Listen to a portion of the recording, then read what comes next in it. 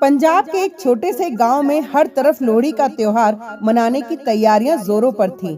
इस साल ये लोहड़ी विशेष थी क्योंकि गांव के बुजुर्ग किसान कुलवंत सिंह के घर उनकी पहली पोती सिमरन का जन्म हुआ था। पूरे गांव में खुशियां मनाई जा रही थीं।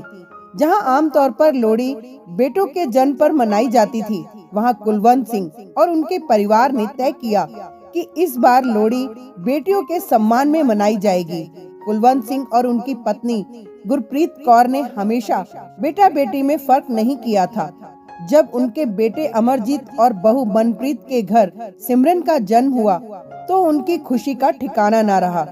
गांव में ये पहली बार हुआ था कि किसी ने बेटी की लोहड़ी को इतनी धूमधाम से मनाने का ऐलान किया। गांव में एक नई उमंग देखने को मिल रही थी। अमरजीत और मनप्रीत ने मिलकर पूरे गांव को निमंत्रण दिया। घर घर जाकर लोगों को बुलाया गया। गुरप्रीत कौर खुद अपनी बहू के साथ हर रिश्तेदार के घर मिठाइयां लेकर गई और बताया कि इस बार उनकी पोती की पहली लोहड़ी का जश्न मनाया जाएगा। अमरजीत ने घर के बाहर बड़ा सा मंडप बनवाया। गांव की औरतें गुरबानी और लोकगीत गाते हुए लोहड़ी की तैयारी में जुट गईं। खेतों से सूखी लकड़ियां लाई गईं और बड़ी सी आग जलाने की व्यवस्था की गई। गुरप्रीत ने अपनी पोती के लिए खास गुलाबी सलवार कुर्ता सिलवाया, जिस पर सुनहरे धागों से कढ़ाई की गई थी। जब गांव वालों को पता चला कि यह लोहड़ी बेटी के जन्म पर मनाई जा रही है, तो कुछ लोगों ने इसे पुरानी परंपराओं के खिलाफ बताया। एक दिन गांव में कुछ बुजुर्ग कुलवंत सिंह के घर पहुंचे और बोले, कुलवंत, बेटियों की लोहड़ी मनाना तो ठीक नहीं, ये तो हमेशा बेटों के लिए ही होती आई है। कुलवंत सिंह मुस्कुराते हुए बोले, बेटा और बेटी में फर्क करना अब बंद करना होगा। बेटियां भी घर का दीपक होती हैं। अगर आज हम अपनी बेटियों को सम्मान नहीं देंगे तो आने वाली पीढ़ियां क्या सीखेंगी। मेरी पोती ने हमारे घर को खुशियों से भर दिया है। मैं चाहता हूँ कि यह परंपरा अब हर घर में शुरू हो। उनकी बात सुनकर कुछ लोग सहमत हो गए, लेकिन कुछ अब भी मन में संकोच लिए हुए थे। लोहड़ी का दिन आ पहुंचा। शाम होते ही गांव का माहौल रोशनी से जगमगा उठा। हर तरफ ढोल नगाड़ों की आवाजें गूंज रही थीं।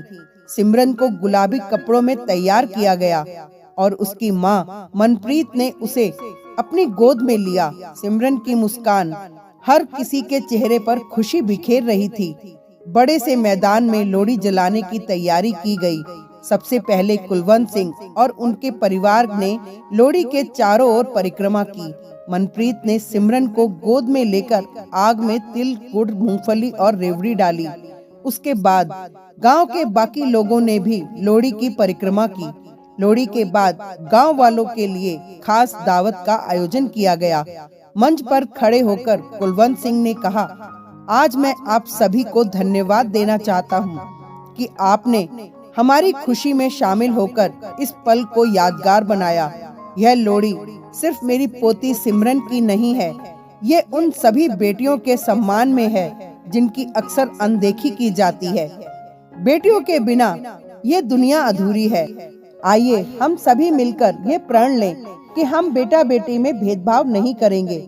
उनकी बात सुनकर वहां मौजूद हर कोई भावुक हो गया। गांव की औरतों ने भी इस पहल की सराहना की। एक महिला ने खड़े होकर कहा, कुलवंत जी, आपने जो शुरुआत की है वह सच में एक मिसाल है। अब हम भी अपनी बेटियों की पहली लोहड़ी मनाएंगे।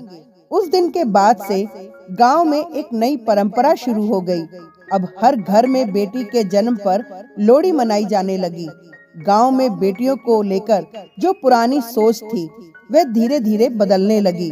कुलवंत सिंह का परिवार अपनी पोती के साथ बहुत खुश था। लोहड़ी की वह रात सिर्फ एक त्योहार नहीं थी, बल्कि ये बदलाव और समानता का संदेश देने वाली रात थी। उस दिन से हर साल बेटियों की पहली लोहड़ी को पूरे गांव में खास तरीके से मनाया जाने लगा। बेटियां घर की रोशनी हैं और उन्हें हर खुशी का हकदार होना चाहिए। Thank you.